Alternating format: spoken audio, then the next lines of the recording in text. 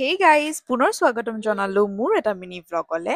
বৰ্তমান মই আছিলো মাহঁতৰ ঘৰত আৰু এইটো ভ্লগ মই মাহঁতৰ পৰা ঘৰৰ পৰা মানে মই শ্বুট কৰিছিলো মিনি ভ্লগটো ৰাতিপুৱা হ'ল উঠিলো দেন মই গুচি গলো ডিৰেক্ট কিচেনলৈ কিচেনত গৈ কিনে চালো মায়ে বনাইছিলে ভকা পিঠা কিহৰ ভকা পিঠা গুড়ৰ মানে গুড় আৰু মই নাৰিকল দুটাৰে ভকা পিঠা খাই ভাল পাওঁ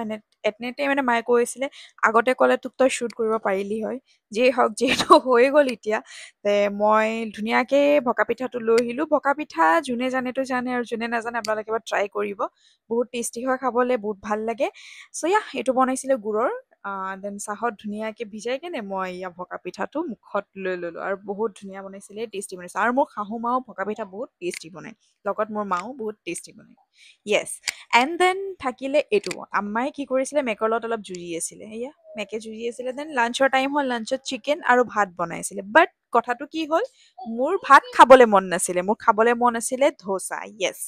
মই কি কৰিলো খুশবুৰ পৰা ধোচা অৰ্ডাৰ দিলো যিসকলে নাজানে মই জনাই দিওঁ Khushboo is very famous for dosa yes especially in Guwahati obviously in Guwahati বাহিৰতো থাকিব পাৰে খুশবু বাট গুৱাহাটীৰ কথা কৈছো গুৱাহাটীত খুশবু বহুত ফেমাছ হয় ধোচাৰ কাৰণে আৰু লগতে মানে সিহঁতে বহুত ধৰণৰ চাটনি দিয়ে লগতে চাম্বাৰটো দিয়ে নাৰিকলৰটো দিয়ে আৰু এটা দিয়ে সিহঁতে 5টামান চাটনি দিয়ে